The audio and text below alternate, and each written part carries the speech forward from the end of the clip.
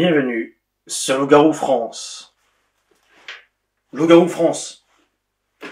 Vous pouvez vous procurer des t-shirts de ce genre-là dans la boutique sur le site loup-garoufrance.fr. On a même des mugs, des petits goodies de ce genre-là qui aident à faire perdurer cette aventure Loup-Garou France, cette aventure extraordinaire qui m'amène aux quatre coins de la France, j'allais dire du monde, pas encore, qui sait, mais de la France, et puis qui me permet aussi de recruter un maximum de témoignages intéressants pour étayer mes propos et continuer de faire connaître cette créature extraordinaire, de partager ma passion pour cet animal.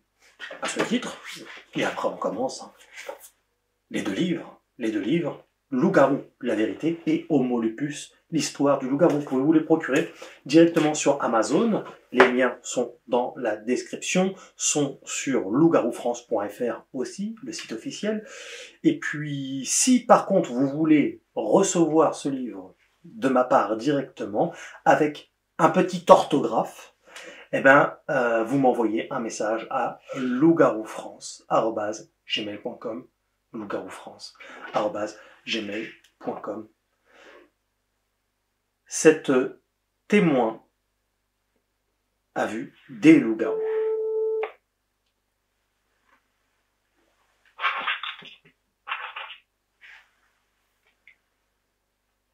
Allô? Ouais, salut, c'est Morgane de Loup-Garou France. Oui. Merci beaucoup. Ça va? Merci beaucoup d'accepter de témoigner. Alors, tu as une histoire absolument extraordinaire. C'était où, quand, comment? Raconte tout. Ok, tout d'abord, je veux te remercier parce que tu es la première personne à me croire, quoi. Oui. Pour te dire, en fait, tu m'as pas pris pour une folle parce que c'est ce qui s'est passé. Oui. Et longtemps, j'en ai pas parlé à les gens autour de moi. Du coup, je vais commencer. C'était en 2016, je suis partie au Pakistan. Mhm. Et c'était ma belle famille, du coup c'était la première fois que moi je partais là-bas et tout. Et dis-toi que eux, de la famille en question, ils étaient loin de la population. Genre, tu peux mettre 6 heures de route. Hein. Ah oui, c'est quoi le nom du village ou... Alors, ils habitent à Gujarat, et exactement, l'endroit c'est le Varadien, voilà, un truc comme ça. À tes souhaits. Tu m'enverras la façon dont ça s'écrit par SMS. Et du coup, moi je vais là-bas et eux, ils sont même pas dans le village de là-bas, ils sont partis vivre dans leur terre. Et du coup, c'était c'était une forêt et au milieu, il y avait, on va dire, au moins 4 maisons. C'était que la famille, les cousins, les tantes. Et du coup, j'y vais là-bas, tout ça. Et pour moi, j'étais un peu choquée de voir qu'autour, il y a rien, quoi. Il y a que de la forêt. Oui. Ils vivaient là-bas avec leurs animaux, tout ça, quoi. Très bien. Du coup, moi, ce qui m'a fait, en 2016, comme c'était une forêt, ils étaient très loin de la civilisation, il n'y avait pas d'électricité, rien. Et ils n'en avaient pas là-bas. En plus, tu sais, là-bas au Pakistan, ils ne sont pas développés. Du coup, même s'ils avaient l'électricité, ça saute. Toute la journée, t'en as pas. Ouais. Du coup, j'arrive là-bas et tout. Au début, tout se passait bien. Et je vais te dire que j'étais avec ma fille. Ma fille, elle avait 4 ans à l'époque. Oui. Et la première fois que je les ai vus, c'était en fait là-bas, chaque femme, il leur accordait une tâche spécifique. Du coup, moi, ils me disent qu'ils avaient planté les cannes à sucre. Oui. Du coup, ils ont planté des cannes à sucre et tout. Ils me disent vers 19h, quand j'étais partie en décembre, et il faisait nuit. Ils me disent d'en couper parce que le matin, ils en vendaient assez tôt pour qu'ils restent fraîches. Du coup, moi, j'ai dit ok, j'y vais et tout pour les couper. Et là, c'est un peu loin, il faut marcher au moins 30 minutes. Hein. Ouais.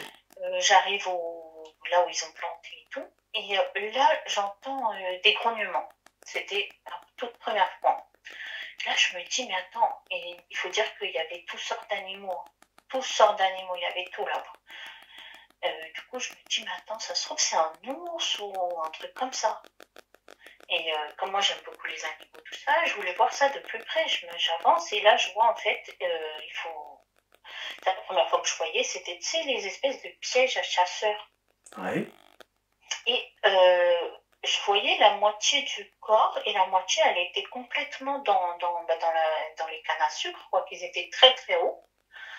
Et du coup, j'avais ma lampe torche et tout, et je regarde. Et il y avait devant moi, pour moi c'était un chien, au début, bien brun, mais avec une très grosse tête. Et du coup, il avait sa patte dedans. Du coup, moi au début, pour moi, parce qu'ils avaient 13 chiens sur la propriété, et moi j'ai pensé que voilà, ça doit être. Il y avait des grands chiens aussi. Hein. Après, je me connais pas trop en chiens, mais ils avaient des grands chiens et tout. Du coup, moi, je me suis dit, ah, je crois que c'est un des chiens qui s'est coincé parce qu'il chassait dans la forêt et tout. Du coup, je décoince sa patte et tout, et moi, j'avais un espèce de foulard, je lui ai mis autour. Et du coup, je commence à caresser sa tête, et ses poils, ils étaient très, très, très drus. Oui. Mais excuse-moi, tu t'es pas aperçu du... C'était la nuit, du coup? Oui, c'était la nuit. C'était entre 19h30 et 20h, mais comme je t'ai dit, déjà on était dans la forêt, il faisait très noir et les lampes torches là-bas, c'est pas des qualités comme on a en France. Oui, il y a un contexte à... Oui, il faut recontextualiser, Exactement. effectivement. Oui. Et pour moi, c'était un chien. Je vais pas te mentir, à l'époque, je savais pas le loup-garou, tout ça, je ne connaissais absolument mais t'as bien vu quand même qu'il était disproportionné par rapport à un chien, parce que tu connaissais quand même les chiens, quoi. Oui. Quand je suis arrivée sur leur propriété, ils avaient des grands chiens. Mais là, je voyais que celui-là, il était énorme. Alors, son corps, il était caché au début. Ah, d'accord, ok. Ouais, je voyais que sa tête et sa patte. Et là, mais sa patte, elle était énorme. Et j'ai eu le temps de bien observer la patte par rapport à ce que disent les autres. En fait, il avait complètement, tu sais, les doigts. Il avait le contrôle sur tous les doigts. Oui. Ça, c'est un truc qui m'a choqué sur le moment parce que je me suis dit, mais attends, c'est pas une patte de chien, là. Mais donc, c'était une patte avant, alors. Voilà, c'était une patte avant. Oui. Et même quand je lui ai fait le bandage avec le foulard, je me suis dit, mais attends, déjà, je sentais que il était lourd. Hein. C'était lourd par rapport à moi, quoi. Du coup, j'ai fait le bandage et tout, et là, au loin, on va dire même pas à 10 mètres, j'ai vu que le truc, je t'ai dit, il n'avait pas levé ses yeux, et là, quand il lève les yeux, je vois des yeux, mais un peu orangés. Et du coup, moi, je commence à regarder derrière la végétation, derrière les cannes à sucre, je passe ma lampe torche et je vois, mais il est très très long parce qu'il était allongé. D'accord. Allô? Oui, je t'écoute. Et du coup, quand je me tourne, parce que j'entends un deuxième grognement, je me tourne et je vois au loin, je vois des yeux rouges à 10 mètres. Et là, mais je me dis, mais c'est quoi cette chose? Et c'était noir. Et quand je te dis, c'était très, très, très noir. Et là, au moment où je me retourne, celui qui était blessé, il s'est mis debout. Du coup, j'étais là, mais c'est quoi ça? Un chien, il se met pas comme ça, quoi. Ouais. Et je commence à trembler et tout. J'ai fait tomber ma lampe torche. Et à ce moment-là, il a fait un bond avec ses pattes arrière. Il a flanché les pattes derrière. Il a fait un bond. Et c'est déjà le bond qu'il a fait, pour moi, c'était même pas humain, même pas animal, quoi, pardon. Et il a fait un grand bond et il est arrivé près le truc. Pour moi, c'était un truc à l'époque, comme je me disais, qui avait les yeux rouges. Ils ont disparu.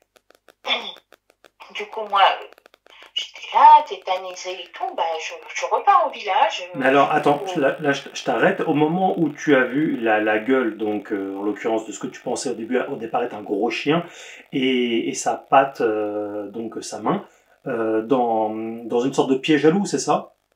Oui, c'était une piège à loup parce que moi, Oui. Quand je suis arrivée sur la propriété, ça, j'en étais sûre qu'il y avait des loups parce que eux, ils avaient, tu sais, la fourrure. Ils vendaient la fourrure de loup. Il y avait des têtes accrochées. Du coup, je savais que, voilà, ils font ce truc-là. Et alors, quand justement tu t'es approché pour enlever sa patte, t'as pas eu peur? Il t'a pas grogné dessus? Il te regardait? Si, il m'a grogné dessus. Mais comme je te dis, à ce moment-là, pour moi, c'était 100%, c'est un chien. Dans les comme des cannes à sucre, tu sais, c'est très très haut et c'est très dense. Du coup, moi, je voyais pas ce qu'il y avait derrière son corps et tout. Pour moi, c'était un chien, il a grogné et c'était très rauque.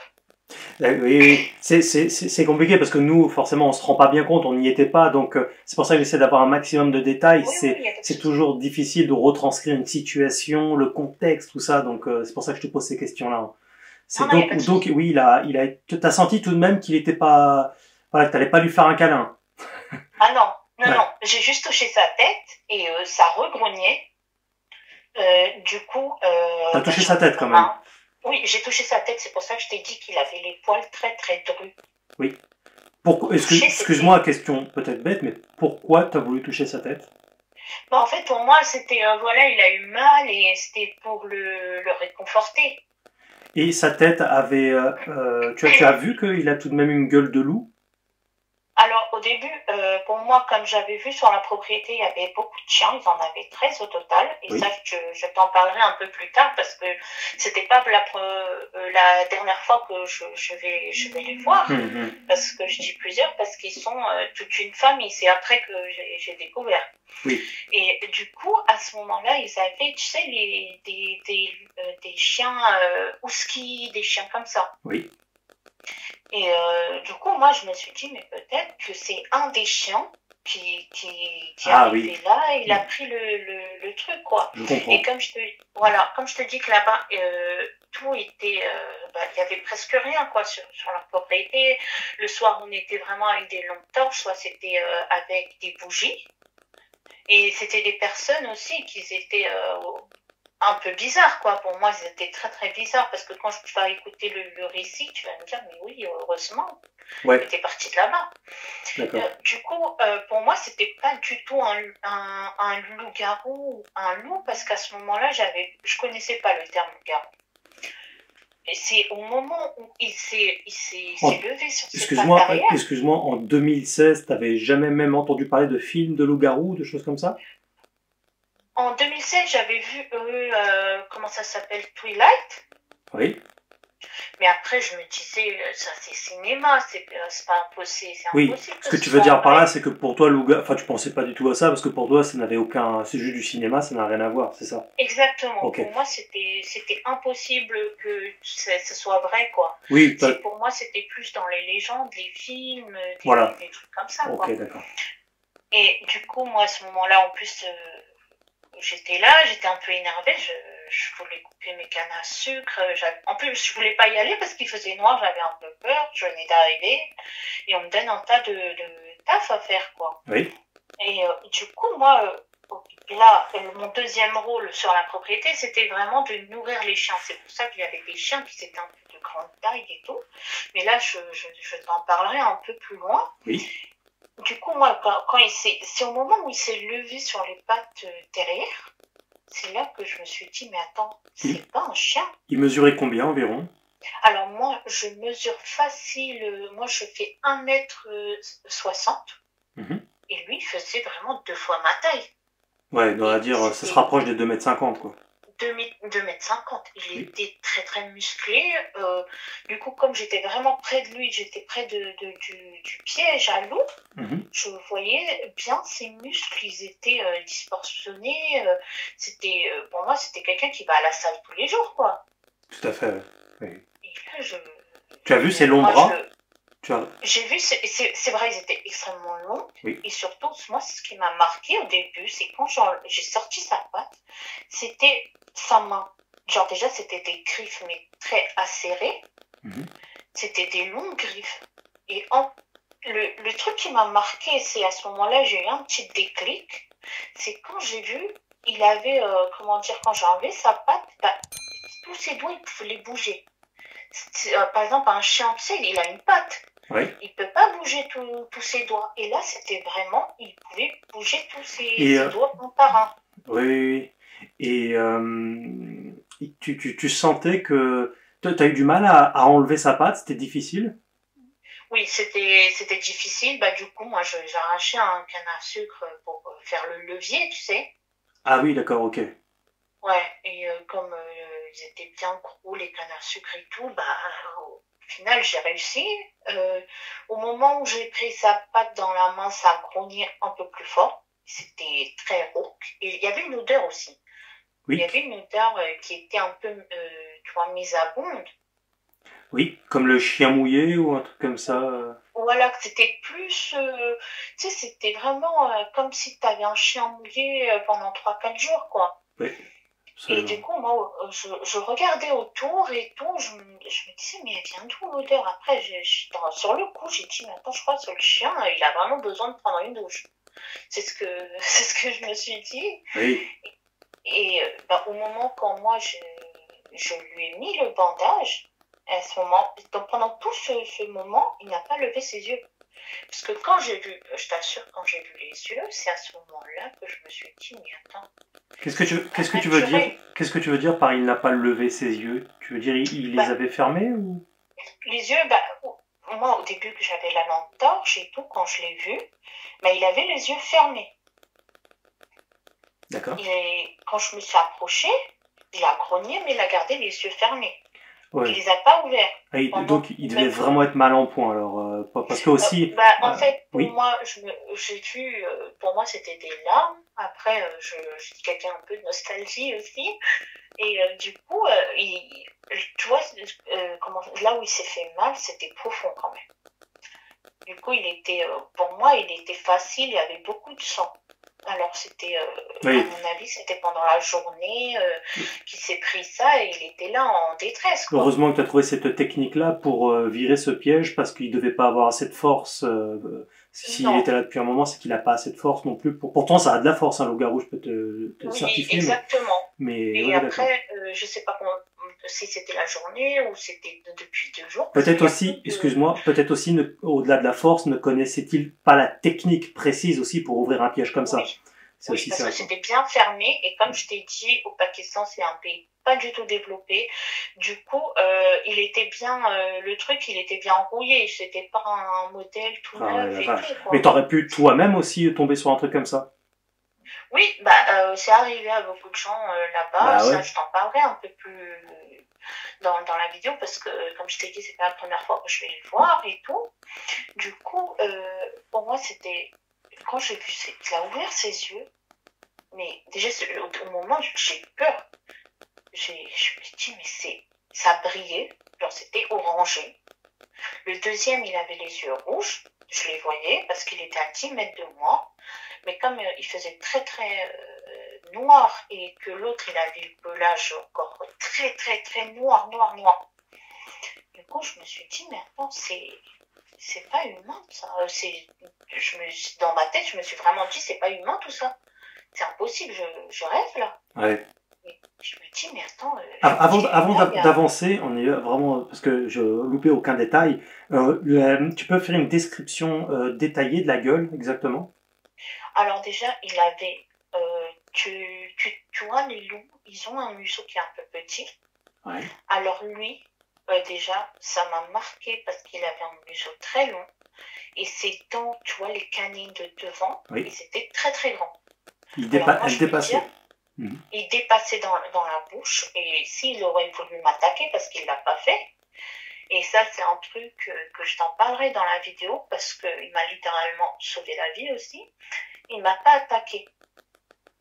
Et il pouvait facile en faire qu'une bouchée de Ah moi. bah carrément, Hein. t'auras fait un nugget.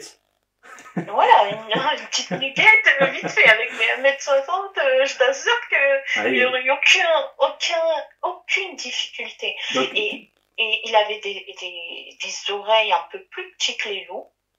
oui. Les yeux, ils étaient plus grands. Alors vraiment, les yeux, ils étaient grands. Les yeux, ça, c'est un truc, même encore aujourd'hui, j'arrive pas à les oublier. Avec du recul, je me dis, mais à ce moment-là, j'avais eu très peur, mais avec du recul, je les trouvais très très beaux. Absolument, absolument, ils sont Oui. magnifiques. Oui, oui, oui. Et en plus que ça brillait dans la nuit, quoi. Et par rapport à sa bouche, elle était longue par rapport à beaucoup plus longue qu'un loup normal. Hein. Mmh. Et du coup, il avait derrière, il avait une petite bosse, t'as vu, juste en bas du cou. Oui. Une toute petite bosse. Légèrement arrondi. Oui. Légèrement arrondie. Il avait les épaules bien carrées et bien musclées. Oui. Et les bras, ils étaient longs par rapport à les pattes derrière. Ça, je l'ai vu au moment où il s'est mis debout, tu vois. Et il avait les pattes derrière un peu, tu vois, flanchées, si tu vois ce que je veux dire. En Z. Voilà, en Z, voilà, exactement. Il avait les pattes un peu comme ça. Et son pelage, quand je l'ai touché, c'était dru. Alors, c'était très fourni, très, très fourni par rapport à un loup. Parce que moi, j'ai touché là-bas, je t'ai dit, ils avaient des pelages, des fourrures de loup. C'est doux. Mais lui, non. C'était très, très fourni. Un peu comme un poil de sanglier, quoi. Voilà. Et du coup, bah, voilà quoi, la description. Et c'était très musclé. Ouais, oui. C'était très, très musclé. Et quand j'ai touché ton bras, tu sens les muscles qui sont bien définis. Pour moi, c'était comme si t'es parti un an non-stop à la salle. Ouais. C'était... Alors, alors c'était pas du tout mou, hein. C'était dur comme la pierre. Oui, bah c'est exactement ça. Et alors, du coup, là, le deuxième loup-garou, donc très noir, très sombre avec les yeux rouges, apparaît. Qu'est-ce qui se passe ensuite? Alors lui, il a grogné. C'était au moment où j'étais en train de faire le bandage. Il a grogné. Du coup, moi, j'ai fait le petit nœud, je me suis retournée, parce qu'il pousse un deuxième grognement, cette fois un peu plus fort, et ça m'a fait sursauter, quoi. Du coup, je me retourne, et là, je vois des yeux rouges, c'est tout ce que j'ai vu, parce qu'il faisait très noir. Oui. Et là, c'est comme si, tu sais, tu t'arrêtes, comme si t'es déconnecté, quoi. Je me dis, mais c'est quoi ce truc? Et tu vois, il n'y a pas besoin d'un éclairage de folie pour avoir des yeux rouges. Oui. Ah non, ils étaient bien brillants. Absolument. Il était à 10 mètres de moi, parce qu'après, par la suite, au début, moi, je savais pas du tout c'est quoi. Et par la suite, je vais le voir. Ça sera un peu plus tard, mais je le verrai du coup. Quand il a grogné et tout, quand je me suis retournée, il a arrêté de grogner et je l'ai regardé 5 minutes, quoi. Et il n'a pas bougé. 5 minutes, ah oui, c'est long. Et l'autre que tu venais de sauver. De soigner. Oui. Et à ce moment-là, pendant que moi j'étais tournée vers l'autre, bah, quand je me suis retournée, il était debout. Et sur le moment, je t'ai dit, ça m'a fait peur et j'ai fait tomber ma lampe torche, quoi. Et c'est là que je le vois, mais il est hyper grand. Et dans ma tête, je me dis, mais ça y est, c'est fini pour toi. Il va te... C'est pas un chien. Et là, dans ma tête, c'était exactement ça. Je me dis, mais c'est pas un chien. C'est impossible. Et qu'est-ce qu'ils ont fait les deux ensuite? Alors, celui qui était blessé, il s'est avancé un peu. Il a tourné sa tête une fois vers moi. Et après, il a retourné sa tête dans la direction où il y avait le deuxième loup, le garou. Il a flanché sur ses pattes. Il n'a même pas eu besoin de prendre aucun élan. Alors ça m'a marqué. Des temps de sèche. Oui. Ouais. Il a juste flanché et il a fait un bond, quoi. Tu arriverais à identifier approximativement le nombre de mètres en hauteur, en longueur? Alors, en hauteur, attends, je peux te dire en longueur parce que comme l'autre, je le voyais à 10 mètres et quand il a fait le bond, il était à 3 pas de lui. Oui, d'accord. Ah oui, d'accord. Donc ça fait un 8 mètres environ, quoi. Oui, 8 mètres, 9 mètres. D'accord. Et par la suite, quand je te raconterai le récit, parce que tu comprendras un peu plus. Oui. Et du coup, à ce moment-là, ils sont partis.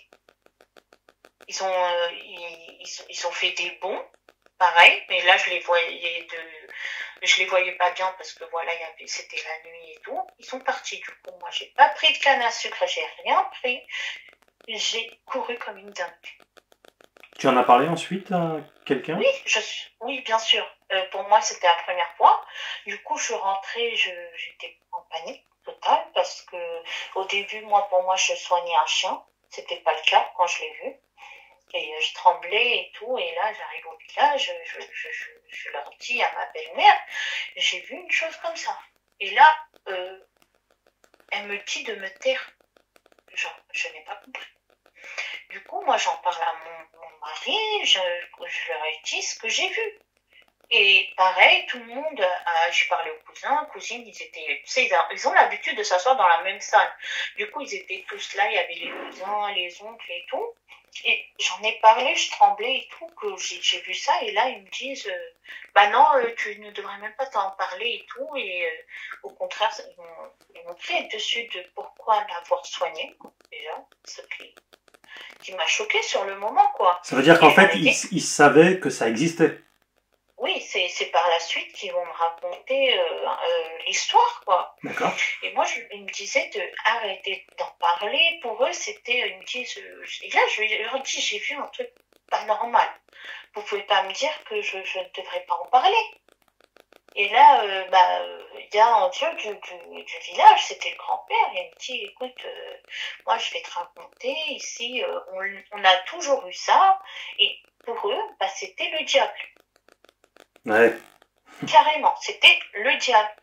Et là, je leur dis, mais c'est pas possible. Excuse-moi, ils sont de quelle religion? Ils sont de la religion musulmane. Ah oui, d'accord. Et alors pour eux, c'était vraiment le diable et oui, tout. Ils ont tendance à voir vite fait le shaitan ou des djinns un peu partout, vite fait comme ça. Quoi. Exactement. Alors ils m'ont dit, voilà, nous on a ces shaitans, le diable comme ils disaient. Oui. Les shaitans, ils sont là depuis plusieurs générations. Parce que avant, le grand-père il m'a dit que à son époque, parce que c'est lui qui avait décidé de venir là-bas dans sa jeunesse, dans cet endroit-là, qu'il avait acheté ses terres, et il m'a dit que pendant plusieurs générations, sa jeunesse et tout, il y en a toujours eu. Et c'est le diable, faut l'éviter. Ils ont commencé à lire carrément, ils ont lu le Coran sur moi que je devrais éviter pour pas que le diable il revienne vers moi, quoi. Et moi, je leur dis, mais non. Pour moi, ce n'est pas le diable. Absolument. Je leur ai dit, il m'a pas attaqué. J'étais là comme une folle en train de leur dire qu'il m'a pas attaqué. Et ils ont dit, bah non, tu verras, là, t'as eu de la chance et tout. Quand ça va t'attaquer, tu vas rigoler moins et tout. Et après, ils voulaient plus quand j'en parle parce qu'ils nous ont dit, d'après ce qu'ils m'ont dit, ils m'ont dit que chaque hiver, comme là-bas, tu as vu, il n'y a pas trop à manger, et eux, ils ont beaucoup de vaches, de moutons, de poules. Et du coup, à chaque fois, les loups-garous, ils en prenaient un. Mais moi, ils me disaient que c'était le shaitan qui en prenait un et tout. Ils étaient éventrés et tout. Et du coup, je leur ai dit, mais s'il est éventré, le diable, pourquoi il devrait se nourrir? Surtout que c'est un être spirituel, c'est pas un être charnel qui mange. Exactement, c'est ce que j'ai dit. J'ai dit, mais le diable, il n'a pas besoin de se nourrir d'une vache ou d'un poulet, c'est pas possible. C'est un animal. Je l'ai touché. Et ils me disent que non, c'est le diable et tout, tu devrais même plus en parler et tout. Et du coup, j'ai arrêté d'en parler et tout. J'ai appelé ma soeur ici en France pour lui raconter, mais elle commence à rigoler. Elle me dit, mais non, n'importe quoi, t'inventes des histoires, tout ça. C'est impossible. Et du coup... c'était un moment de solitude pour toi, hein. C'était très dur parce que même quand je suis revenue en France, personne m'a cru. Ni mes amis, ils me disaient, oui, toi, t'es trop dans tes fantastiques et tout. T'imagines ce que je vis moi aussi, hein, tout le nombre de gens qui se foutent de ma gueule, qui croient que c'est du fake, que c'est des témoignages, des reportages faux, trucs comme ça, alors que tout est vrai. Non, tout est vrai, je suis désolée, c'est trop dur à vivre parce que carrément, moi, c'était pendant une année entière. Mes amis, ils se foutaient de moi dès qu'ils me voyaient. J'avais plus contact avec personne à cause de ça. Ils me disaient, ils croient que les loups-garous, ça existe et tout. Parce que quand je suis revenue en France, c'est là que j'ai fait des recherches. Et du coup, moi, c'était très très dur à vivre, alors que quand je vais te raconter la suite, Oui. Tu vas pas y croire. Les gens, ils croient que c'est quelque chose de maléfique, quelque chose qui va attaquer les humains. Non, pas du tout. C'est ce que je me tue à expliquer dans mon travail, mais j'en ai même parlé aussi dans mes 2 livres. Au contraire. Que c'est pas un animal sanguinaire qui massacre tout le monde, quoi. Mais tu sais, l'homme est très bercé souvent par des fois une forme de fanatisme religieux ou un fanatisme, ou des fois le cinéma, les légendes, le folklore, là, ils n'arrivent pas à se dépatouiller de ça. Puis il y a des gens aussi qui sont très superstitieux aussi, autant dans le christianisme que dans l'islam, que dans d'autres religions aussi. Exactement. C'est un problème. Voilà, exactement. C'est tout à fait ça. Et surtout par le méconnu, quand ils connaissent pas quelque chose, tout à fait. Ça pointe du doigt. Ça part dans tous les sens. Voilà. Ouais. Et du coup, pour continuer, que je te raconte la suite, je suis restée 4 mois là-bas. Après cette première fois que je les ai vus, une semaine plus tard, alors dis-toi que dans ce village, on avait aussi une maison abandonnée. Alors, pas en ruine, mais personne n'y allait à part les enfants qui jouaient dans la journée. Ouais. Le soir, à partir de 18h, personne n'y va là-bas. Mm-hmm. Du coup, c'était en pleine journée. Je t'ai dit, j'avais ma fille de 4 ans qui était en train de jouer là-bas et tout. Et moi, ma cuisine, elle était juste en face avec c'était la porte, elle est de ce côté-là, tu vois. Je pouvais aller directement dans la maison abandonnée. Ah oui. Du coup, ma fille, elle me dit, je veux aller jouer et tout. Et moi, je lui dis, attends, je vais venir avec toi parce que voilà, nous, on préfère rester avec les enfants, surtout à bas âge, quoi. Mm-hmm. Et je lui dis, attends, je vais te ramener de l'eau et tout, et j'arrive. Du coup, elle court, elle y va. Et c'est à ce moment-là que il y avait d'autres enfants. Alors, au total, ils étaient 6 enfants. La 7e, c'était ma fille. Mm-hmm. Et là, ils étaient en train de jouer. Et les enfants se mettent à crier. Du coup, moi, je cours. Alors, il y a 5 petites marches que je descends. Et je vois exactement en face de moi, il y a un serpent royal. D'accord. Il était là. Un cobra royal. Oui. Voilà, un cobra royal. Et comme je t'ai dit, il y avait beaucoup d'animaux sauvages dans cette zone parce que c'est la forêt et tout. Et du coup, moi, je regarde le serpent, il est juste à côté, à même pas deux pas de ma fille. C'est sûr qu'il était là, il sortait sa langue et tout pour l'attaquer, quoi. Et à ce moment, exactement à ce moment-là, moi, je commençais à avancer vers ma fille et j'ai vu il y a un truc qui a sauté. C'était de en haut, parce que j'ai pas vu d'où il était. Parce que moi, je fixais le serpent, il a sauté, il l'a attrapé, il l'a déchiqueté. Et du coup, là, je l'ai vu. Et tous les enfants l'ont vu aussi. Du coup, je le regarde et tout. Et c'était ce loup-garou avec, comme je t'ai dit, celui qui était très, très noir. Tu as reconnu... Pour moi, je sais pas exactement si c'était celui-là parce que j'en avais vu que 2.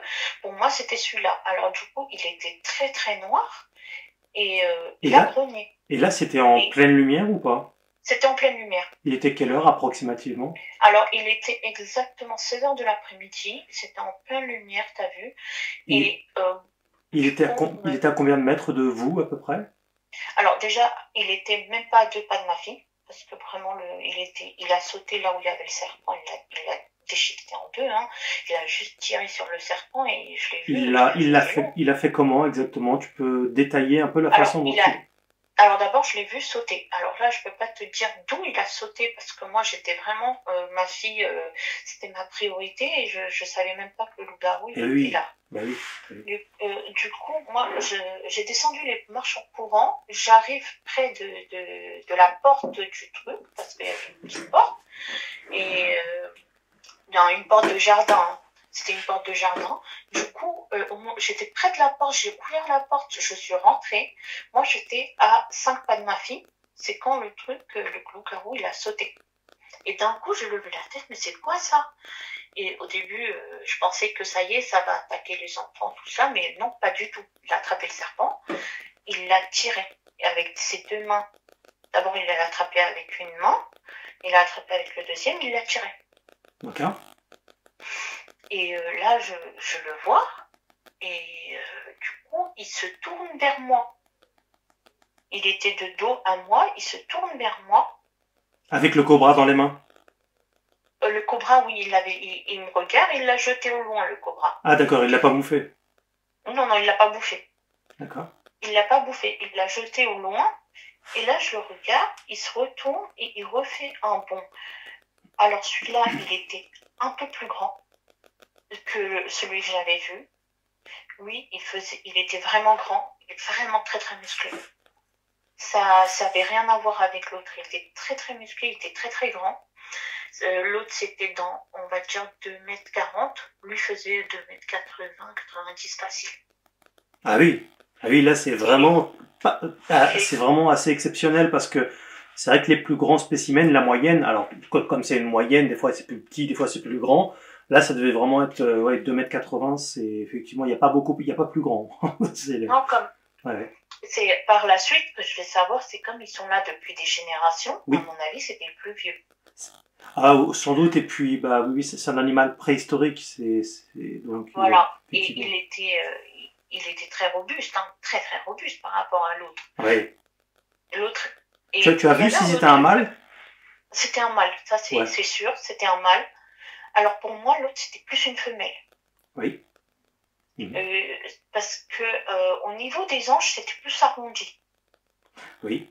Puis de toute façon, quand ils sont debout, on voit les parties génitales. Donc, voilà. Ouais. Alors lui, comme il s'est tourné vers moi, j'ai bien vu que c'était un mâle.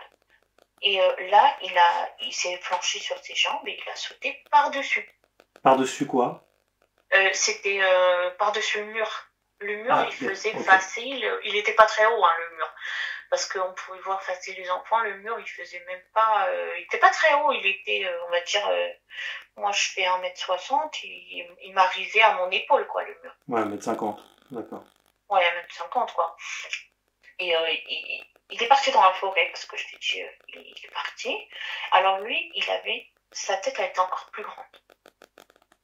Elle était encore plus grande. Son museau, il était bien allongé, quoi. Oui. Et ses dents, ils étaient très, très acérés. Parce que c'était en plein jour et tout. Et les enfants, ils se sont bien criés. Ils ont commencé à courir dans tous les sens. Ils avaient peur. Et j'ai ma fille qui était tétanisée, genre. Elle regardait et tout. Elle avait eu peur du serpent. Et là, elle était tétanisée. Mais il ne lui a rien fait. Donc il y avait 7 enfants en tout, c'est ça? Oui, il y avait 7 enfants. Il ne lui a rien fait. Tous l'ont vu, quoi. Et là, tous l'ont vu. Ah, il n'y avait pas que qui l'ont vu, parce que quand les enfants, il y en a, ils ont couru, comme je t'ai dit. Ils ont appelé leur mère et tout. Ils ont commencé à crier. Et du coup, il n'y avait pas que les enfants et moi. Presque toutes les mères, il y avait des pères et tout le monde l'a vu. Et ils ont commencé à lire des trucs islamiques, de Coran et tout. Encore une fois, hein, t'imagines le carnage qu'il pouvait faire s'il était méchant. Et s'il était méchant, à ce moment-là, je me dis, mais en fait, il vient littéralement de sauver la vie de ma fille. Absolument. Et avant qu'il saute il saute, quand il s'est tourné vers moi, il m'a fait, pour moi, c'était un petit sourire, c'était une rictus. Et il est parti. Oui, t'as vu un rictus sur sa gueule? Oui. Oui. Je l'ai bien vu. Tout à fait, j'en parle dans mon livre aussi. Oui. Oui, il était un peu plus âgé pour moi parce que je voyais quelques poils qui, dans son pelage noir, il n'y en avait pas beaucoup. Mais par endroit, t'avais des petits poils un peu blancs. Oui, d'accord. Oui. Mais il n'y en avait pas vraiment beaucoup. Hein. C'est comme c'était en plein jour, le soleil, ça tapait et tout. Oui. Mais sa fourrure, elle était très dense, très dense. Ça, on pouvait le voir facile. Les autres, ils ont commencé à crier. Il y en a, ils sont partis chercher du feu. Tu sais, sur des bâtons, ils sont partis chercher du feu, tout ça. Ils ont commencé à... tu sais, les musulmans aussi, ils ont de l'eau bénite. Oui, ils sont partis chercher l'eau bénite et tout. Et là, quand il est parti, carrément, ils ont arrosé ma fille avec l'eau bénite, quoi. Oh, le bordel. Et là, je leur dis, mais il vient de sauver ma fille. Il n'est pas méchant.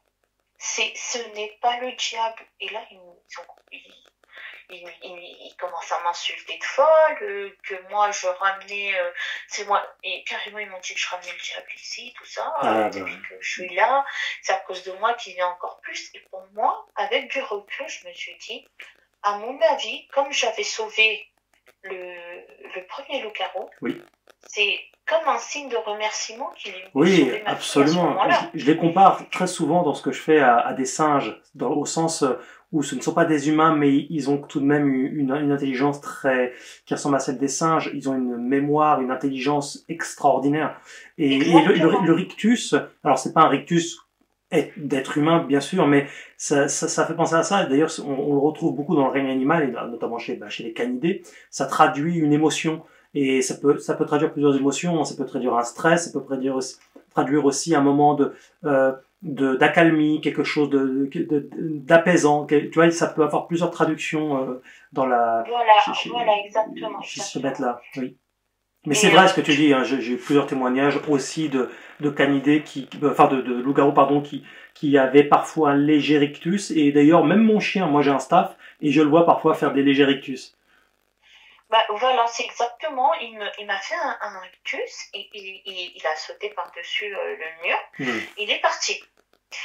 Ensuite, bah, je t'ai raconté comment les autres, ils nous ont fait et tout. Du coup, quelques jours, ils passent. Déjà, ma fille, elle, je l'ai pris et tout, elle avait eu peur, tout ça. Mais bon, moi, je lui ai dit que voilà, c'était un gros chien, t'inquiète pas, tout ça. Et à ce moment-là, je ne savais pas, parce que là-bas, il n'y a pas Internet. En plus, on est en plein forêt, et du coup, je n'ai pas accès à Internet, tout ça.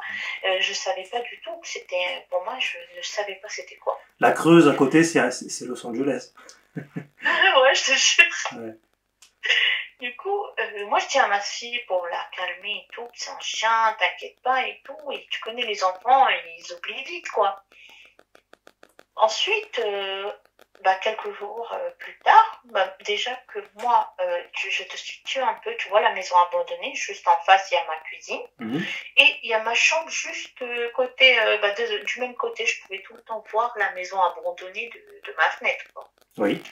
Et tous les soirs, je voyais les yeux rouges, les yeux jaunes. Un jour, il pleuvait des cordes, il était 3 heures du matin, et du coup, je tiens, tu sais, ils ont là-bas des moustiquaires, et ensuite, ils ont la porte. Du coup, la porte, elle était ouverte comme il pleuvait et tout. J'ai dit, attends, je vais fermer la porte et tout. Et là, je regarde en face, c'est à ce moment-là que je me suis rendu compte qu'ils étaient plusieurs. En fait, il y en avait plusieurs, parce que j'ai vu des yeux. Pas une, deux, il y en avait 4, 5. Ils étaient rouges. Il y en avait 3, ils étaient un peu orangés. Et comme il faisait noir, je les voyais, ils brillaient, quoi. Oui. Et moi, je me dis, mais attends, c'est une famille qu'est-ce qu'ils font là? Et du coup, pour moi, sur le moment, j'ai dit, mais comme il pleut et tout, il pleuvait beaucoup, beaucoup, ça se trouve qu'ils se sont venus se mettre à l'abri. C'est pas possible. Du coup, je me suis dit, mais qu'est-ce qu'ils font ici et tout? Et c'est par la suite que j'ai compris que, en fait, eux, ils étaient là pour chasser les vaches. Bah oui, il y a du gibier, il y a de la bouffe. Bah oui. Voilà. Et comme je t'ai dit, c'était en hiver et tout, parce que le lendemain qu'on s'est réveillé, ils avaient 4 vaches, ils étaient complètement déchiquetés. Oui. Et moi, à ce moment, au début, quand je les ai vus, vers 3 heures, pour moi, je me suis dit, peut-être c'est à cause de la pluie, tout ça, alors que non, ils étaient là pour chasser. Oui. Et le lendemain, j'entends tout le monde en train de crier et tout. Je me réveille en trempe et tout. Qu'est-ce qui se passe? Ils me disent, voilà, à cause de toi, tu ramènes le diable ici, tout ça. Là, ça fait un moment, ils ont pas chassé chez nous. C'est ce qu'ils m'ont dit. Et là, voilà, on a 4 vaches qui ont été complètement déchiquetées, quoi. Du coup, je me suis dit, mais attendez, il est où le rapport avec moi? Il n'y a pas de rapport. C'est normal, si vous avez, dans une forêt, vous avez des vaches, et même les loups, ils pourraient l'attaquer. Et en fait, quand j'ai vu les carcasses, c'était sûr que je pense pas que c'était des loups qui pouvaient faire ça. La vache a été ouverte en deux. Ah oui, bah oui. Et ils étaient vraiment ouverts. Ils s'attaquent aux gros bestiaux comme ça, aux vaches, aux bovins, quand ils sont plusieurs. Et dis-toi que, sans oublier qu'on avait 13 chiens, on n'en a entendu personne. Aucun chien n'a aboyé. Et c'est surtout, il y a un autre truc que j'ai remarqué, c'est par rapport, parce que parfois on devait aller chercher les chiens, parce qu'ils étaient tout le temps, ils étaient jamais attachés les chiens par le soir quand ils devaient manger. Et parfois les chiens ils partaient un peu partout dans la forêt, il fallait aller les chercher. Et de loin, à 30 mètres, une fois j'en ai vu un, il avait les yeux rouges. Et le truc qui m'a marqué, c'est que d'habitude dans la forêt, tu entends des bruits, des animaux, des oiseaux et tout. Ouais. Et là, non. C'est silence complet. Ouais. Et c'est au moment où il est parti que, on va dire 20 minutes plus tard, tu re-entends les animaux. Oui, ça signifie qu'il y a un prédateur imposant dans la zone. Exactement, c'est ce que je me suis dit. Là où il est, on entend, quand ils ont attaqué, on n'a entendu aucun chien. Ouais. Et c'est sûr pour moi, c'est que le truc il est tellement grand, les chiens ils ont peur quoi. Et par la suite, en fait, eux pour les chiens, ils n'ont pas de... Parce que moi je devais nourrir les chiens comme je t'ai dit. Ils avaient 13 chiens, c'était un soir. Alors moi j'étais chez la cousine, il était 2h du matin et tout, et du coup j'avais un peu, je dis vas-y je vais les nourrir un peu plus tard parce que dans la journée ils ont eu à manger et tout, parce comme ils ont pris toute la viande qui restait des vaches, ils ont donné aux chiens quoi. Du coup je sors chez la cousine et là, en fait, eux, ils ont pas des... Tu sais, ici en France, on a les petites maisons pour les chiens.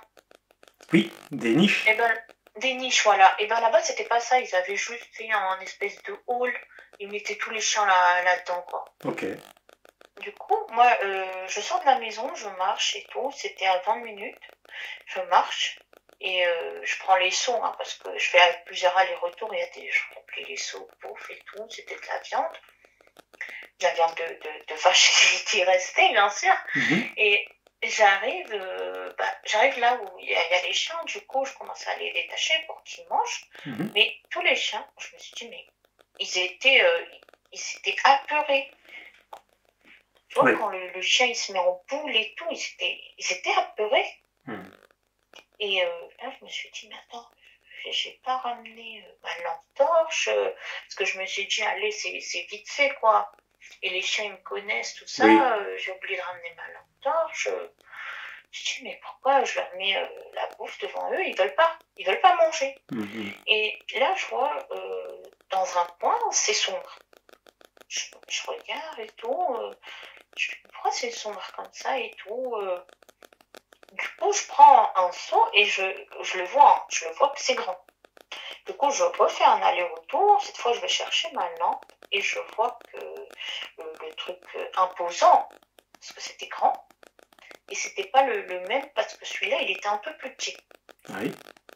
Il a des yeux rouges parce qu'il me regardait. Hein. Il a ouvert. Il était à combien de mètres là, tu dis? Là, d'abord, quand je suis au début, il était, on va dire, facile à 20 pas de moi. Il était à 20 pas au début quand j'ai vu que c'était une forme noire. Et quelque part, j'avais cette idée aussi que ça se trouve que c'est encore la même chose, quoi. Du coup, je suis vite partie chercher un grand seau parce que j'avais peur qu'il m'attaque aussi, un grand seau rempli de viande avec la lampe torche cette fois. Du coup, j'arrive et je me dis, mais attends, s'il m'a pas attaqué, et qu'est-ce qu'il fait là? Ça se trouve, il est encore venu attaquer les vaches et ça va retomber sur moi. Du coup, moi, je prends le grand seau et je le vide devant lui. Et à ce moment où je l'ai vidé, lui s'est avancé et tout. Et j'ai vu, comme je t'ai dit, l'autre, il faisait 1,80 m. Celui-là, il faisait l'autre, je t'ai dit, c'était 2,80 m, pardon. Et celui-là, ça faisait 2 mètres. Oui. Et il était un peu brun, mais foncé. D'accord. Et du coup, moi, au moment où j'ai vidé le seau de viande devant lui, bah, il s'est avancé, il est sorti du pénombre. Oui. Et là, il y a c'était le cousin. Et le cousin, il est sorti, il m'a vu le nourrir, quoi. D'accord. Alors du coup, il a commencé à crier. Et là, il est rentré en courant et il est parti chercher une espèce de carabine, tu sais. Et là, il sort le carabine. Alors lui, quand il est sorti, on va dire, il était à même pas 5 pas de moi. Et du coup, lui, quand il a sorti sa carabine, il a tiré en l'air une première fois. Oui. Et lui, derrière moi, il s'est mis debout. Et là, moi, je lui dis, non, ne fais pas ça. Tu veux dire le loup-garou s'est mis debout, c'est ça? Oui, il s'est mis sur ses pattes arrière. Mais il n'est pas parti. Il n'est pas parti, il n'avait pas peur. Ah non, il n'avait pas peur du tout. Au contraire, moi, je le regardais lui, parce que le mec, il est venu avec une lampe torche un peu. Tu sais, les grandes lampes torches qu'on utilise parfois dans les mariages, quoi. Oui. Et du coup, il avait sa femme avec lui et elle tenait la lampe torche vers nous. C'était pas excuse-moi, c'était pas le genre de lampe que toi tu utilisais alors? Non, pas du tout. Parce que lui, c'était, tu sais, je sais pas si tu sais, les lampes torches qui se rechargent au soleil, quoi. Ouais, avec tes... Ah oui, d'accord. Ouais, ok. Voilà, alors il était meilleure qualité que le mien, parce que moi, ils m'ont donné un tout mort, là. Oui. Et du coup, il s'est mis d'un coup, il a grogné, mais c'était très très rauque, c'était très fort, genre, on sentait vraiment qu'il est énervé. Tout à fait. Et là, je le regarde, il s'est mis d'un coup, il s'est mis debout, c'était pas comme la dernière fois quand l'autre il s'est mis debout. Non, là, il s'est mis d'un coup. Et du coup, moi, je lui dis, mais ne fais pas ça, il va t'attaquer. Et là, et pour l'instant, ils ont rien fait. Et le cousin à mon mari, il me dit, ah non, toi, tu ramènes le diable et tout. Et moi, il avait 35 ans, le monsieur là. Et il a dit que non, moi, je vais faire fuir une bonne fois pour toutes. Et il faut pas oublier que c'était ces vaches à lui qui ont été attaquées. Et il dit, bah moi j'en ai marre de perdre mes vaches et tout, parce qu'au Pakistan ça coûte très cher, les vaches et tout. Et moi je vais en finir une bonne fois pour toutes. Et à ce moment-là, le loup-garou, il s'est avancé. Et on sentait la menace. On sentait. Et il s'est avancé, mais il avait même pas besoin même pas une minute, il s'est approché de lui. Il était carrément près de lui et l'autre, il avait les mains qui tremblent. Il avait son fusil dans les mains? Il avait le fusil dans les mains, mais il tremblait. Carrément. Il l'avait pas en joue? Il avait tiré une fois en l'air. Ensuite, son fusil, il était pointé sur le garrot. Oui. Mais quand l'autre, je t'ai dit, d'une vitesse mais incroyable. Même pas, c'était même pas en une seconde, il était devant lui. Et là, l'autre, il avait en joue, mais ses mains, il tremblait. Et il tremblait et tout, et le loup-garou, il le regardait. Et là, il y a les autres, sa femme, elle est partie. Elle a laissé la lampe torche par terre, elle est partie crier pour que les autres ils viennent en renfort et tout. Ouais. Et du coup, à ce moment-là, tout le monde est sorti avec des carabines. Et moi, je leur dis, mais là, vous êtes en train de l'énerver parce qu'il grognait, ils ont montré ses gros canines.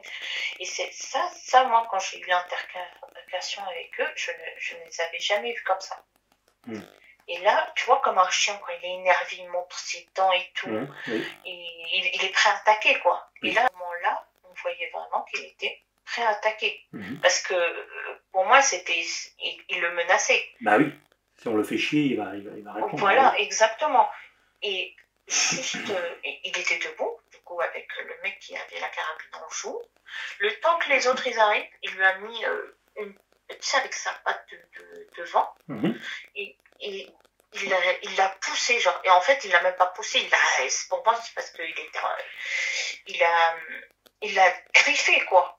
Ouais. C'était très profond. Où ça? Et quand il l'a griffé en même temps, il l'a éjecté. Alors, il l'a griffé où? Au torse. Et au torse, quand il s'est fait éjecter, je te dis que, comme je t'ai dit, les allers-retours que je faisais, c'était facile à 20 mètres. Oui. Par rapport, tu sais, les trucs des chiens, là où il y avait les chiens qui étaient. D'accord. Il l'a éjecté là-bas. Ah oui, d'accord. Ah oui, putain, oui, c'est... Là, il a en fait, oui, il a carrément mis une grosse tarte, en fait, en quelque sorte, dans le torse, quoi. Ah oui. Et du coup, au moment que les autres, ils arrivent, il a grogné. Et quand il a grogné, alors tu as plusieurs endroits que tu entends des grognements. Mais au loin, tu entends comme si lui, il appelait à l'aide et les autres, ils répondaient. Je sais pas si je oui, tu veux dire que tu as senti qu'il y avait un dialogue qui s'instaurait entre les loups-garous, quoi, pour qu'ils se prévenaient, il prévenait ses collègues. Exactement, parce que à ce moment-là, quand les autres ils sont venus avec les carabines, le loup-garou de loin, moi je les voyais, c'est sûr que lui aussi il les voyait, avec leurs carabines, ils couraient. Et lui, il a grogné, et c'était un grognement très très très très haut. Dis-toi que j'étais juste à côté de lui, et moi je me suis carrément bouché les oreilles. Oui. Et là, j'entends au loin, c'est comme s'il le répondait. Oui. Et du coup, on entend quand eux ils sont arrivés, ils ont commencé à prendre en joue. Les villageois, tout ça, quand ils sont venus, la famille, ils ont pris en joue le loup-garou. Oui. Et à ce moment précis, t'entends autour quelque chose qui court, mais quelque chose de très massif. Tu sais, c'est comme si t'avais beaucoup d'animaux, ils couraient en même temps, ça fait un gros truc, tu vois. Oui, des chevaux ou des trucs comme ça. Voilà, par exemple, on va dire que t'as une trentaine de chevaux qui courent dans la même direction. Tout à fait, ils ont un pas lourd, oui. Des pas lourds. Et là, tu vois des yeux rouges, des yeux bruns, mais en fait, pour moi, c'était pas une famille. Non, ils étaient beaucoup plus. Et là, quand ils sont venus, ils ont grogné. Et là, les villageois, ils nous ont encerclés carrément. On était encerclés. Et là, tout le monde a regardé autour. Et il y a le vieux monsieur que je t'ai parlé, le grand-père. Il a dit, baissez vos armes, ils vont nous déchiqueter. Tant mieux. Ils ont tous baissé leurs armes et tout. Donc toi, tu voyais plein d'yeux de loups-garous partout, quoi. Oui, parce que y a pas que moi, tout le monde les voyait. Hein. Oui. Oui, bien sûr. Il y en a qui continuaient à avancer et tout. Il y en a qui étaient visibles. Il y en a qui étaient visibles, c'est ça que je voulais te demander, oui. Voilà, il y en a qui étaient visibles. Et au début, que moi, je pensais que voilà, c'est une petite famille. Non, rien à voir. Ils étaient une dizaine. Ils nous ont carrément entourés. Et c'est par la suite que je vais savoir plus de détails par le grand-père. Je vais t'en parler. Oui. Et je suis désolée, c'est un peu... Non, mais c'est absolument passionnant. C'est sans doute même l'une des histoires les plus passionnantes de Loup-garou France. Ah, je te remercie. Et du coup, ils nous ont entourés. Et ils étaient, à ce moment-là, ils grognaient, mais c'était menaçant. Ouais. Et il y en avait 3 qu'on voyait qui se sont carrément... Ils sont venus jusqu'au loup-garou qui était à côté de moi, le brun. D'accord. Et il y en a un qui était un peu plus grand. Alors pour moi, il y avait un qui avait sa taille, du coup 2 mètres. Et l'autre, je crois que pour moi, c'était le plus ancien. Parce qu'il faisait 2,80 m.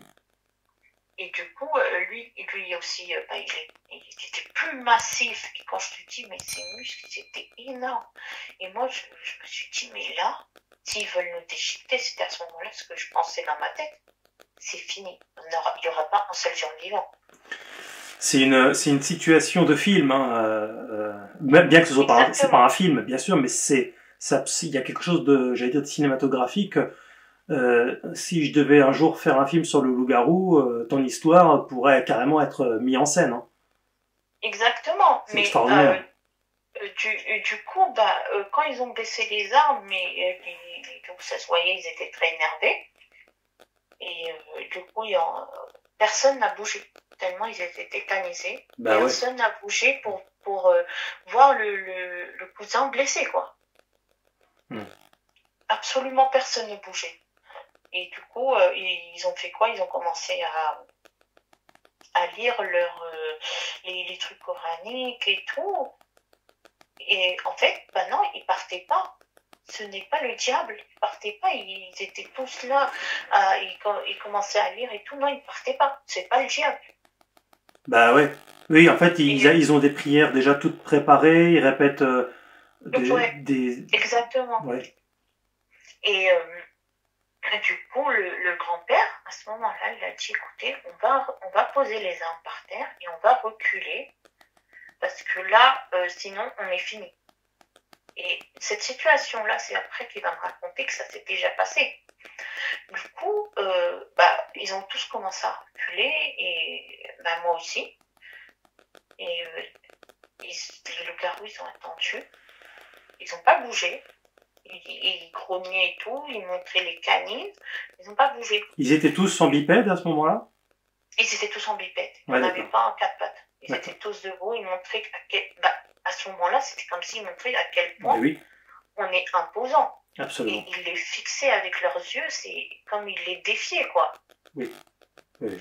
Du coup, tout le monde a reculé et tout, petit à petit. Et quand ils ont vu qu'ils ont posé les armes et tout, alors c'est ce qui m'a marqué, c'est qu'en fait, ils sont très intelligents. Tout à fait. Ils sont très intelligents. Je les ai vus quand ils ont posé les armes. Et c'est à ce moment-là, tout le monde a commencé à petit, tout doucement à partir. Ils n'ont pas attaqué. Alors qu'ils pouvaient, hein. Oui. Ils pouvaient les finir, hein. Absolument. Mais ils n'ont pas attaqué. Ils ont juste attaqué le loup-garou, il en a attaqué qu'un, comme je t'ai dit. Bah ouais. Et parce que lui, carrément, il voulait le flinguer, quoi. Et alors ce mec-là qui a volé à plusieurs mètres, il avait quoi? Alors je vais t'expliquer en détail par la suite. Du coup, tout le monde a reculé. Et à ce moment-là, le loup-garou, celui qui était plus grand, parce que c'était lui, vraiment, il était grand. Il n'y en avait pas un autre qui avait sa taille, tu vois. Et il a grogné. Bon, quand il a grogné, tu voyais que, pareil, les loups-garous, chacun, ils sont partis d'où ils venaient, quoi. Mm-hmm. Et les trois qui étaient au milieu, ils ont juste flanché leurs jambes et ils ont fait un saut. Ils sont partis dans la forêt. Et par la suite... excuse-moi, ils sont restés combien de temps à peu près, du coup, dans avant de partir? Alors, eux, ils sont restés... Quand les villageois, ils sont au début, quand ils se sont fixés, cette situation, elle a duré 20 minutes. Combien? 20 minutes. 20 minutes face à des loups-garous, c'est ça? Voilà, ils étaient face à eux, et c'est à ce moment-là que quand le grand-père, il a décidé que ça y est, il a compris la situation, et quand eux, ils sont partis, ils sont restés quand même 5 minutes après. Les loups-garous sont restés quand même, d'accord, au départ. Oui, au départ, ils sont restés 5 minutes quand même, parce qu'ils les suivaient carrément du regard, quoi. Et ils grognaient, c'était comme un vacarme, parce que tous les loups-garous, ils grognaient. Et tous. Ils grognaient et ils montraient que, voilà, c'est comme si c'est pour dire que c'est nous, quoi. J'ai déjà eu tu sais, j'ai aussi amené la France pour faire des reportages, hein, tu le sais, je pense. Et j'ai déjà eu plusieurs reprises des grognements de loups-garous. Et tu les as écoutés ou pas? Oui, je les ai écoutés. Et cette fois, quand ils attaquaient, mais je t'assure que ça n'a rien à voir. C'était très, très imposant. Et ça se voyait qu'à ce moment-là, au début, tu sais, au début de mon récit, quand la première fois il a grogné, c'était exactement pareil. Voilà. Par la suite, quand ils se sont fait attaquer, le loup-garou s'est fait attaquer, ils ont grogné pour menacer. C'était, je peux te situer un peu, c'était 3 fois plus rauque. Ah oui, encore pire. Oui, d'accord. C'était encore pire, c'est pour ça que je te dis, comme tout le monde grognait, t'avais un vacarme dans les oreilles. Ah, extraordinaire. Hein. extraordinaire. C'est un feu d'artifice de grognement. Et il y avait toujours cette odeur. Mais là, c'était beaucoup plus. Bah, ouais. C'était odeur de chien mouillé. Il y a toujours eu cette odeur. Et alors, donc, les loups-garous, bon, bah, s'en vont, tranquillement. Ouais. Enfin, tranquillement. Ouais. Ils s'en vont, quoi. Oh, ils s'en vont, quoi. Ouais. Faire leur petite vie. Ouais. Et du coup, bah, après, t'as les cousins, tout ça, les oncles qui courent pour voir le blessé. Et là, bah, en fait, tu sais, là où il a griffé, c'est à partir du torse jusqu'au ventre. Ouais. Ah oui.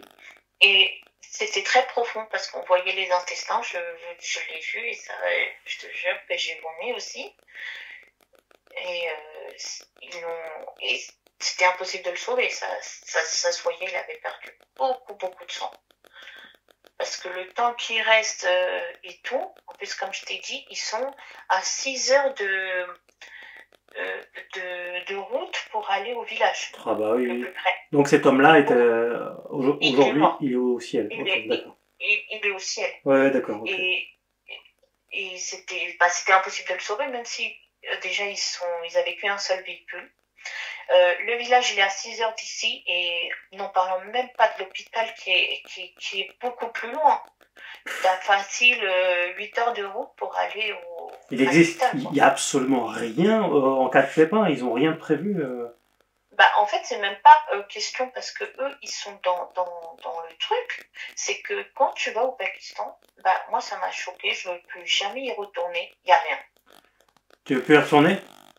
Ah non, je veux pas. Parce que j'allais te dire, il faudrait organiser une expédition là-bas de plusieurs jours, puisque si tout le monde, enfin, vu que tout le monde sait que ça existe, même s'ils identifient ça pour ce que ce n'est pas, mais en tout cas, voilà, ça vaudrait le coup d'aller faire une expédition d'une semaine, 2 semaines, 3 semaines, je sais pas, sur le terrain carrément, quoi. Alors déjà, c'est une bonne idée et une mauvaise parce que tu sais, là-bas, déjà, les gens, ils sont pas accueillants. En plus, comme je vais t'expliquer le récit que le grand-père il m'a raconté et tout, déjà moi, du coup, je t'assure, pour revenir ici, j'ai pris mes clics et claques, je suis revenue. D'accord. Après ça, ils m'ont carrément caractérisé comme si j'étais le diable en personne. Ouais, bah s'ils voient un mec arriver comme de mon style, là ils vont dire ah là là, ça c'est. Ah là là, et tu seras dépouillé en même pas 2 minutes. Hein. Ouais, je t'assure que. Ouais, d'accord. C'est con. Je te jure que là-bas, surtout, déjà pour les hommes et pour les femmes, c'est pareil.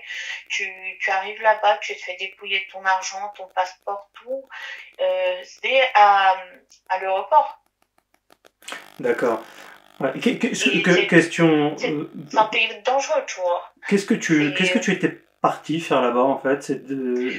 Tu as des origines ou tu. Non, en fait, moi je suis d'origine algérienne. D'accord. J'ai rencontré un Pakistanais ici et par la suite, je te jure, j'étais dégoûtée. Oui. Je me suis mariée avec lui, on a une petite fille ensemble et tout. Et au début, tout se passait bien jusqu'à ce que j'y vais. Il me dit, bah viens, on va au pays. On est parti là-bas. Et c'est là que carrément déjà sa famille, à ce moment-là, ils ont vu que voilà, je suis pas de leur origine, ils m'acceptaient pas. En plus moi j'avais appris leur langue, hein, j'avais quand même appris, j'avais fait des efforts. Hein. Ouais. Et non, ils étaient pas amicaux, les gens de là-bas. Ils étaient tout le temps froids, et pour ça qu'ils me donnaient tout le temps trop de travail à faire, tout ça.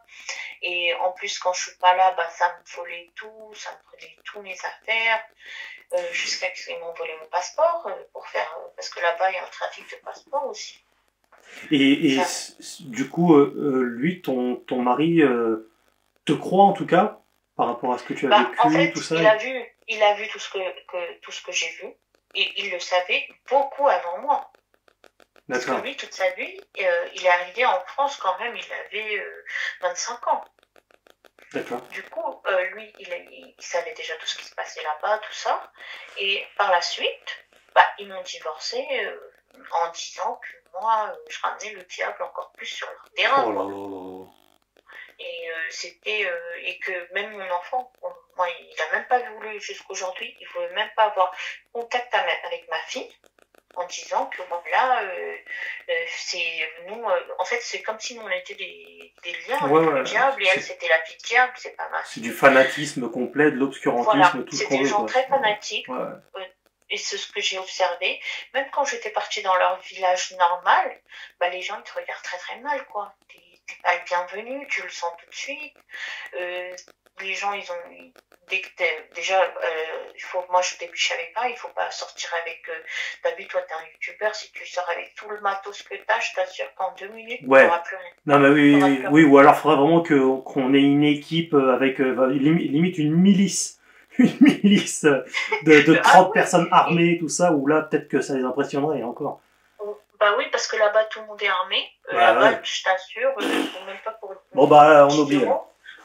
10 euros, il descend.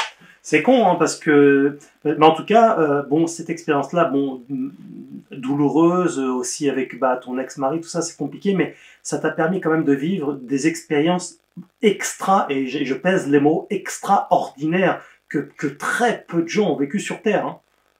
Oui, c'est vrai. C'est complètement vrai, parce que à ce moment-là, dis-toi, pour moi, les loups-garous, parce que moi, jusqu'à la fin de mon voyage, je pensais pas que c'était des loups-garous, je te dis la vérité. Arrivé en France, heureusement, j'ai eu Internet, j'aime la France, oui. Et là, je commence à faire des recherches. Au début, je tape le loup très gros, tout ça, et ça commence à me sortir loup-garou, tout ça. Et je fais mes recherches par rapport à tout ça.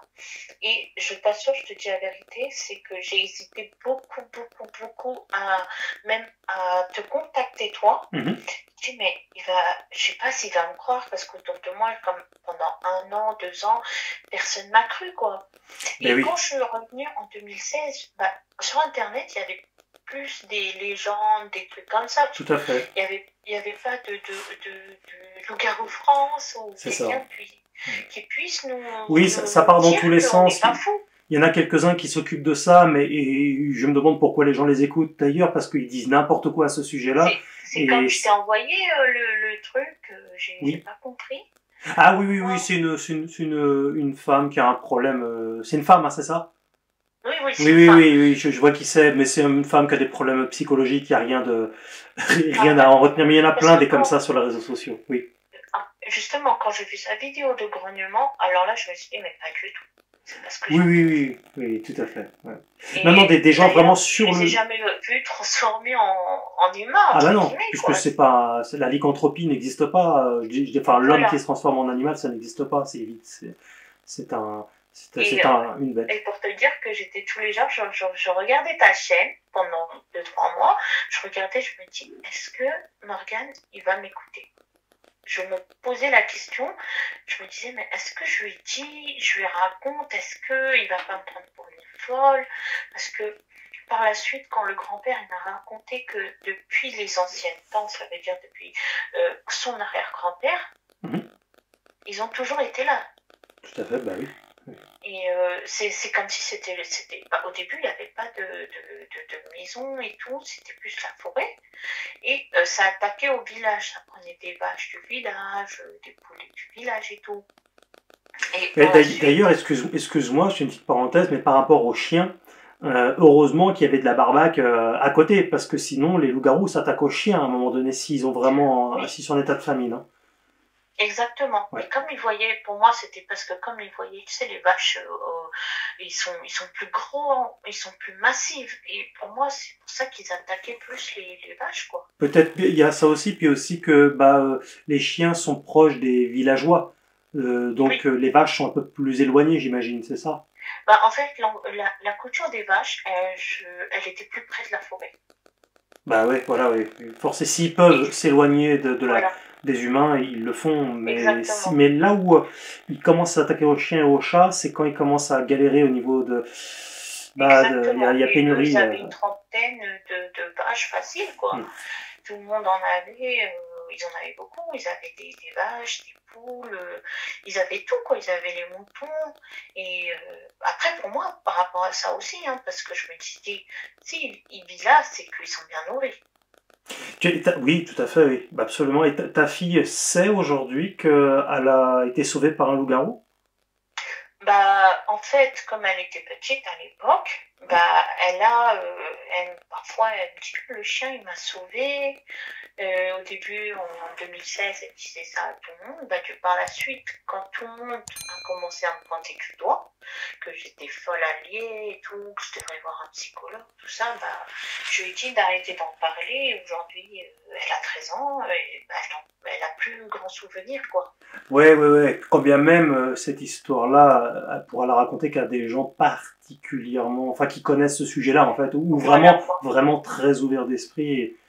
Mais oui. Et c'est comme j'ai vu plusieurs, sur YouTube, j'ai vu plusieurs gens disant que les loups-garous, ils attaquent. Non, ils ne t'attaquent pas tant que tu ne les attaques pas. Bah oui, C'est ce c'est que ce j'ai que je vu. me tuais à expliquer, mais les gens adorent les histoires rocambolesques, enfin je dirais, ça part dans tous les sens, c'est ce que je me tue à expliquer depuis 3 ans avec Loup-garou France, et essayer de Exactement. resituer la Et vérité. je t'assure que quand je voyais ma fille, quand je suis revenue, je me suis dit, mais il a sauvé ma fille. Alors c'est pas quelque chose de méchant, même si par sa caricature il est imposant, il est très musclé, il pourrait faire une bouchée de nous, mais quelque part c'est un animal qui est gentil, quoi. Oui, une sacrée carrure charismatique. Exactement. Oui, mais c'est tout à fait, c'est ça, tout à fait.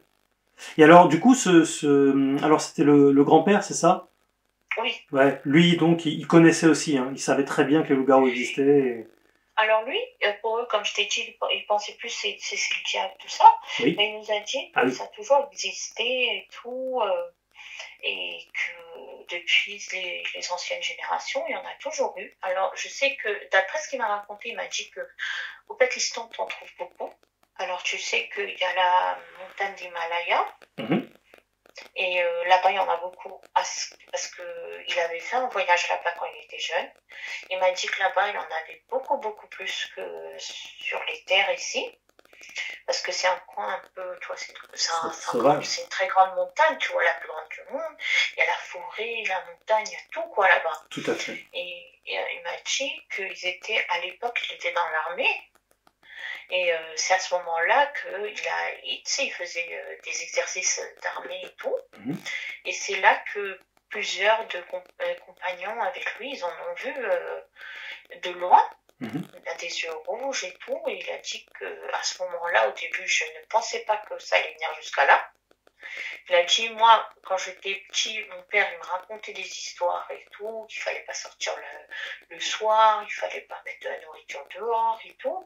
Mais c'est à partir de ses 20 ans, quand il est venu s'installer dans cette forêt, qu'il a commencé vraiment à en voir, quoi. Oui. Et il y a toujours, et là-bas c'est toujours comme ça, en hiver, ils ont toujours eu des vaches, des moutons qui ont été attaqués. Plutôt en hiver, tu dis? Plutôt en hiver, oui. Ouais, d'accord. C'est plus en hiver, parce que je t'ai dit, c'est une forêt très dense. Et il y a beaucoup d'animaux, hein, que ce soit, il y a tout. Il y a des loups, t'as un peu de tout, quoi. Bah oui. Et du coup, c'est plus au moment d'hiver qu'ils s'attaquent aux vaches. Il y a des ours là-bas?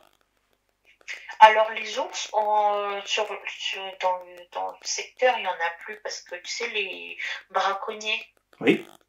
Avant il y en avait, d'après ce que j'ai entendu, il y en avait, mais comme la fourrure d'ours, ça se vend beaucoup plus cher là-bas, il y a beaucoup de braconniers qui viennent et qui chassent les ours. Je te pose pas la question absurde, vous n'avez pas confondu avec un ours? Ah non, pas du tout. Vous avez pas... Il est beaucoup plus petit, et son nez, son museau, il est beaucoup plus petit. Hein. Personne n'avait fumé, personne n'avait bu, voilà, ça c'est fait. Ah non, je ne bois pas du tout, je ne fume pas, je ne bois pas. Non mais tu sais, c'est les questions à la con, il y en a certains qui cherchent la petite bête et tout ça, comme si en buvant de l'alcool ou même en fumant des pétards, tu te mettais à voir des loups-garous ou des trucs comme ça, évidemment que non. Quoi. Non, pas du tout, pas du tout. Parce que même si c'était un ours, déjà, l'ours, par rapport à un ours, il y a une grande différence parce que le loup-garou, il est musclé. L'ours, non. Il est plus arrondi. Oui, tout à fait. On voit moins les formes et tout ça. Ouais. Voilà. Et le museau, il est pas long. Bah oui, c'est pas long. Ça n'a rien à voir. Ouais, ça n'a rien à voir. Et même les dents, je t'assure que tu vois les dents tellement de près, tu te dis, mais non, lui, ça y est. Hein. Moi, je l'ai pas fait, mais ça, c'est pour les abonnés, parce qu'à chaque fois, on rigole avec ça entre nous. C'était pas un sanglier? Oui. Tu t'as pas confondu avec un sanglier? Il y a une des vidéos, c'est ce que j'aime beaucoup chez toi, c'est quand tu leur dis, mais faites-le à ma place, en fait. Absolument, beaucoup de gens viennent me donner des conseils, mais ils le font pas. Vous n'êtes pas à la place de la personne, vous savez pas ce qu'elle a vécu, les difficultés que tu as pour te déplacer, tout ça. Et j'ai vraiment, t'es l'un des youtubeurs que j'ai vraiment aimé quand il leur a mis un stop, quoi. Mettez-vous, allez-y, faites-le. Ouais. Restez pas derrière vos écrans. C'est clair. Pourquoi tu fais pas ci? Pourquoi tu fais pas ça? Ah, tiens, moi j'ai une idée. Pourquoi ils font pas qu'ils viennent le faire à ta place et qu'ils t'envoient la vidéo dans ce cas-là. Tout à fait, je veux bien. J'attends en plus, moi j'attends vraiment. Si je peux avoir des vidéos de loup-garou, ça m'intéresse, donc allez-y. Exactement, il n'y a personne qui va bouger, c'est juste derrière leurs écrans et tout. Et les gens, j'ai vu beaucoup de commentaires sous tes vidéos qui disent oh là là, c'est fake, ça raconte n'importe quoi, des trucs comme ça, quoi. Bah, j'ai beaucoup de détracteurs, beaucoup de haters, tout ça, parce que mais j'ai bonne conscience déjà, donc c'est pas un problème, mais puis j'ai l'habitude. Mais je reviens juste parce que ça m'intéresse moins les haters, mais c'est vraiment dommage qu'au Pakistan justement, enfin dans ces zones-là, il n'y ait aucune possibilité d'y aller sans se faire emmerder par tous ces personnes. Je t'assure que si parce que si tu dis que je vais t'expliquer un peu comment ça se passe là-bas. Le problème, c'est que tout est corrompu là-bas. Alors, pour eux, là-bas, si quelqu'un, il te voit, voilà, parce qu'il y a eu un Caire là-bas, il y avait 2 jeunes femmes qui voyageaient, je sais pas si tu connais, c'est très connu, au Pékin Express. Ah oui, oui, tout à fait. Oui, Pékin Express, il y avait 2 femmes qui devaient faire le parcours. Oui. Et à ce moment-là, je t'assure que tu peux trouver ça, même sur Google, tu tapes, tu vas trouver, il y avait une masse d'hommes. Ils ont commencé à les suivre. C'était pas un ou deux. Ils étaient extrêmement beaucoup. Je pense qu'il y a la vidéo sur YouTube aussi. Je te l'enverrai si je la trouve. Ouais. Et ben, carrément, Pékin Express était obligé d'appeler un hélico pour les évacuer. Ah la vache. Alors, à quel point tu n'es pas safe dans ce pays. Non, mais même un mec comme moi, on les repère facilement, quoi. T'as vu, avec mon style, tout ça, goth, tout ça, ils vont péter un plomb. Donc, oui. Parfois, je vois des voyageurs qui disent « Waouh, c'est trop bien, les gens, ils sont gentils. » Ah non, je suis désolée, c'est pas vrai. C'est parce que, comme je t'ai dit, je suis restée 4 mois là-bas. Déjà, toutes les personnes sur la famille, ils dépouillent de tout. Jusqu'à ton téléphone, tout. Moi, j'avais de la ventoline sur moi. On m'a même volé la ventoline. Ouais. Et deuxièmement, si tu te dis que tu t'es fait voler, tu t'es fait agresser, tu vas aller voir la police, mais laisse tomber, en fait, ils sont corrompus. Tu vas payer, mais tu vas rien trouver. Ouais. Non, mais bon, on va rester en France, hein. Ah, c'est mieux. Moi, ouais. J'ai plein de zones à faire en France de toute façon, mais c'est vrai que je sais très bien justement que j'en ai déjà parlé à la communauté qu'il y a des personnes, des paysans qui vivent loin de tout et de tout le monde, qui eux savent des choses, peuvent avoir des informations. C'est comme dans ta vidéo, oui. J'en ai vu une, tu sais, les villageois, ils voulaient pas t'en parler.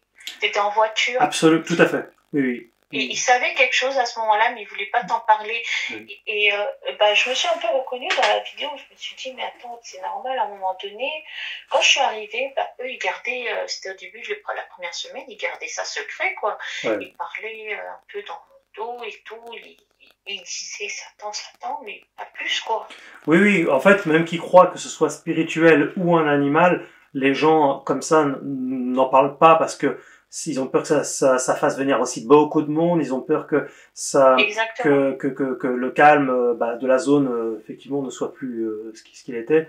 Enfin, et puis ils ont peur aussi qu'on se moque d'eux au prime abord, quoi, parce que la majorité des gens, enfin l'écrasante majorité des gens ne savent pas du tout que les loups-garous existent. Tu l'as bien vu, hein? Oui, moi la première, moi quand je suis revenue, quand j'en ai parlé à ma famille, ils me disaient mais t'es folle, quoi. Et du coup, moi, je leur disais, mais demandez à mon mari. Alors, lui, il a tout nié en bloc. Du coup, je me suis fait passer encore plus pour une folle. On peut dire que ça un peu quand même changé ta vie sous un certain angle, en tout cas, toutes ces histoires. Bien sûr, ça a changé beaucoup de choses. Par rapport à ma vision, quand on me dit que voilà, certaines choses n'existent pas, bah, que c'est que des légendes, j'ai une autre vision, quoi. Ouais, Je me dis, bah non, dans les légendes, il y a une part de réalité. tout à fait. Il y a une part de réalité, c'est pas que des légendes ne sont pas faites de rien. Et bah, moi, je te remercierai jamais assez parce que t'es vraiment, ça, tu peux pas savoir, ça m'a donné confiance en moi parce que depuis 2016, j'étais tout le temps, parce que t'as vu, un truc comme ça, tu peux pas l'oublier. Ouais. Et t'as tout le temps les images qui reviennent. Ah bah, tu m'étonnes. J'y pensais tout le temps. Et je me disais, mais j'ai personne à qui en parler, quoi. Il y a personne qui me croit autour de moi. Mes amis, c'est pareil, comme je t'ai dit pendant longtemps, on me disait, ah la meuf qui croit que les loups-garous, ils existent carrément, c'était une vanne, quoi. Oui. Tu avais quel âge à cette période-là, quand tu as vécu ça? Bah moi, j'avais 25 ans. Ah d'accord. Ouais. Et tu es tout de même musulmane?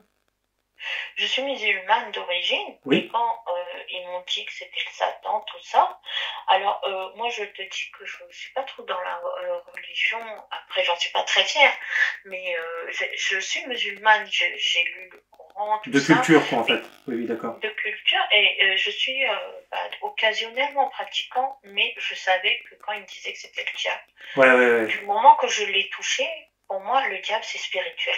Oui, bah oui. C'est pas matériel. Parce qu'il y a beau, je te demande ça, c'est pas pour savoir de quelle religion tu appartiens exactement, mais c'est que du coup, ça aurait pu avoir une résonance chez toi en te disant, ah bah oui, on sait que le shaitan existe, les djinns existent, etc. Donc oui, c'est ça, mais toi, t'as eu le discernement, toi. Non, parce que, en fait, moi, comme je suis née en France et tout, les gens qui sont plus dans l'islam, alors ils le défendent. Oui. C'est pour ça que aujourd'hui, je suis moins pratiquante parce que ils mélangent l'islam à tout va. Oui. Et ça m'énerve en fait. L'islam, c'est pas du tout ce que les gens ils mettent sur TikTok ou ils mettent l'islam à leur sauce, quoi. C'est comme je le dis tout le temps. Oui. Ça n'a rien à voir. Ils obligent les gens à faire ainsi. Non, c'est les coutumes. Vous mélangez l'islam et les coutumes, c'est pas pareil. Les traditions. Les traditions, les coutumes, ils mélangent tout et ils disent voilà, ça c'est l'islam. Non, pas du tout. Peut-être qu'il y a beaucoup de haters qui vont écrire en dessous de la vidéo, elle c'est pas une vraie musulmane et tout ça. Oui, mais c'est toujours comme ça, mais en plus avec tous les, tu sais, avec les soufistes, avec les wahhabites, les chiites, les sunnites, etc. Enfin, ça parle dans tous les sens aussi. Donc. Il y en a énormément. Même ma famille, elle prend tout le temps du doigt et tout, mais tu sais, je m'en fous. Ouais. Parce que du moment que tu vois, quand ils parlent de shaitan, tout ça, même des djinns ou des trucs comme ça, mais en fait, c'est pas matériel. Oui. Et je comprends. C'est la question à ce moment, la question que je leur ai posée. Shaitan, il y en a qu'un. Pourquoi là, il y en a plusieurs? Il t'aurait pas dit, c'est des djinns. Alors là, ils m'ont dit, non, ils m'ont pas dit ça, c'était trop drôle. Ils m'ont dit, bah, en fait, il s'est multiplié. Oui, par la puissance de Satan, ils peuvent, voilà, c'est leur pouvoir. J'ai dit, bah, pourquoi il viendrait bouffer des vaches? Il peut très bien te bouffer toi. C'est clair. Surtout que ce qui compte, c'est de faire chuter l'homme et de le séduire et de l'amener vers le mal. Et c'est ce que j'ai dit. C'est ce que j'ai dit. J'ai dit, mais attends, le shaitan, il se nourrit pas de tout ça, il se nourrit du mal. Oui, et puis on l'appelle le... faire du mal, que ce soit dans la Bible, dans le Coran, dans tout. Alors tu sais, c'est très intéressant tout ça parce que j'ai voulu faire un débat avec un ami théologien avec lequel j'ai tourné au moins 50 vidéos sur une chaîne de théologie que j'administre en parallèle. Et je lui ai expliqué, du coup, comme il connaît pas du tout les loups-garous, et lui il pensait que c'était justement quelque chose de cet ordre-là, par la puissance du malin, un truc comme ça. Et je lui ai expliqué que par la raison que non, il fallait faire très attention déjà en tant que religieux, que je suis moi-même, puisque je suis croyant, et qu'il faut pas tout spiritualiser non plus. Tout n'est pas spirituel tout le temps. C'est pas parce qu'on comprend pas, qu'on connaît pas que c'est forcément du démon ou des anges ou je sais pas quoi. Et quand on parle de djinn et tout, c'est quelque chose qui peut te posséder. C'est pas pareil parce que c'est spirituel. Il peut te posséder ou un truc comme ça. Parce que, voilà, quand il parle de djinn, le djinn, il va pas se matérialiser. Oui. En tout cas, certains disent qu'ils peuvent se matérialiser, tout ça, ça part un peu dans tous les sens, mais ce qui m'intéressait justement, tu vois, c'est cette notion de, eh ben, c'est pas parce qu'on croit en Dieu qu'on peut pas avoir aussi une cohérence et de pas exagérément tout spiritualiser. Voilà, et regarde et cette après... vidéo, ce débat face au théologien, il s'appelle Arnaud Dumouche, c'est un très bon ami, un très gentil. Hein. Mais tu verras... C'est pas avec celui que tu as même fait une vidéo, attends... J'en ai fait au moins 50. Attends, vous y étiez deux. Et dans une vidéo, vous avez eu une créature avec, il était là avec ses, tu sais, les trucs pour les esprits, tout ça, c'est pas ça? Non, là, je sais pas ce que c'était, mais non. Ah, tu verras, tu vas sur la chaîne Loup-Garou France, et alors c'est il y a une playlist qui s'appelle débat, je crois. Non, pas débat, c'est interview, je crois. Et justement, j'ai un débat face à Arnaud, et lui, c'est vraiment un théologien. Il est catholique, il fait que des vidéos sur le catholicisme, que ça. Hein. Ah, d'accord. Et donc, on est d'accord sur pas mal d'aspects, sauf que là, on est dans la cryptozoologie et non plus dans la théologie. Et c'est ce que je lui ai expliqué. Et je pense que ça va t'intéresser parce que justement, j'argumente aussi par rapport à ça, et j'argumente aussi dans mes livres par rapport à ça, de pas spiritualiser ce phénomène-là. Parce que c'est juste le manque de connaissances qui les amène à partir un peu autre part, quoi. Voilà, quoi. C'est ça. En fait, pour moi, il y a un autre aspect, c'est tant que vous ne l'avez pas vu, vous ne pouvez pas être sûr. Après, les gens, ils aiment bien spéculer. Voilà, il s'est passé ça en le multipliant. Tant que vous l'avez pas vu, vous pouvez pas être sûr. Tu sais, moi j'ai eu deux expériences très très rapprochées. Enfin, en tout cas, du moins, j'ai vu un loup-garou à 2 reprises et j'ai eu plusieurs grognements, des traces et pas mal d'éléments aussi. Mais il y a 15 ans de ça, quand j'ai découvert que les loups-garous existaient réellement, eh bien, à force de témoignages, donc d'études, d'analyses, c'est un travail presque journalistique, hein, eh bien, j'ai compris par la raison, en fait, que les loups-garous existaient réellement sans en avoir vu, tu vois. Mais j'avais fait un travail d'analyse, de recherche sincère réellement, tu vois. Ce que ne font pas les gens, tu vois. Il n'y a pas de vraie recherche, donc automatiquement, ils vont droit à ce qui va les séduire le plus, peut-être, ou ce qui va les arranger le plus. Tu sais, il y en a qui croient que qui viennent d'une dimension parallèle. Il y en a qui croient que c'est un extraterrestre ou une création humaine. Ils disent n'importe quoi et les gens écoutent en plus. Ils écoutent et puis ils achètent leurs livres, même des fois. C'est comme je t'ai envoyé le compte, là, que dans les commentaires, les gens, ils croyaient, quoi. Bah oui, le manque de connaissances. Alors que c'est du fake. En tout cas, c'est faux. Ils ont leur approche et n'est pas la bonne. Il y en a quelques-uns youtubeurs qui ont quelques vidéos sur les loups-garous, mais vraiment les chasseurs de loups-garous. Le plus détaillé que j'ai trouvé, c'était le Garou France. Je crois, oui. Mais comme aux États-Unis. Dire tout à l'heure, je te disais que j'ai trouvé, je suis partie un peu sur toutes les vidéos que tu as faites, et à ce moment-là, vous y étiez 2 à faire, c'était pas le Garou France, la chaîne, et c'était avec un autre youtubeur. Et vous étiez dans une... lui, c'était plus les fantômes. Oui, ça c'était Paranormal Urbex. Mais ça, par contre, c'était un mélange. Ça. Voilà, ça c'était pas pareil encore. Il y avait une créature et tout. Oui, c'était une docu-fiction. Avec le katana, alors le katana il tue. Hein. Ouais. Mais on avait utilisé une tronçonneuse aussi. Oui. Et vous avez dit, attends, ça, on montre à la fin de la vidéo. Oui, ça c'est une docu-fiction. Ça c'est pas pareil encore. Oui. C'est une docu-fiction, donc c'est un mélange de vrai et de fiction. Enfin, de fiction et de réalité. C'est sur le principe de l'urbex. C'est encore un autre concept. Oui, je comprends. Mais c'était un ami, enfin. Voilà, du coup, c'est pour te dire que j'ai à peu près vu toutes tes vidéos, quoi. C'est un grand travail que tu fais, franchement, au-delà que les gens ils te croient pas, surtout il y a tout le temps des commentaires, t'as pas fait ci, donc tu fais ça. Au moment où tu es devant cette chose, non, en fait, tu es tétanisé, quoi. Après, je suis désolée, c'est pour dire à la communauté, Morgane, il est humain comme tout le monde. Hein. En tout cas, quand je me suis fait grogner dessus à plusieurs reprises, effectivement, je reste pas. Par contre, j'ai été confronté en Charente et j'étais seul dans une forêt. Je suis resté plusieurs nuits là-bas. Et là, il m'a pas grogné dessus, donc je suis resté. Tu vois, donc en fait, ça dépend du comportement de la bête aussi, quoi. Oui, exactement. S'il me grogne dessus, je m'en vais. Tant que nous, on n'est pas menaçant, ils ne font rien. Oui, oui, oui, tant qu'on le dérange pas, en tout cas, qu'on n'est pas sur son territoire, qu'on l'emmerde Mm. pas, bah oui, ils attaquent pas, oui, ils se méfient de l'homme. Parce Donc, que j'ai vu beaucoup de gens qui disent ah mais ça attaque, ça fait ci, ça fait ça. Non, pas du tout. C'est pas, en fait c'est parce qu'ils connaissent pas. le manque de C'est connaissances. comme beaucoup de témoignages j'ai vu sur ta chaîne. Ils avaient l'occasion de attaquer comme Ah bah oui, bah oui ils avaient ils pouvaient t'attaquer mais ils pouvaient attaquer ces personnes mais ils l'ont pas fait. absolument, ah oui, tout à fait. En tout cas, sans doute l'un des témoignages le plus extraordinaire, et je pense que tu vas faire beaucoup d'heureux sur la chaîne, sur Loup-Garou France.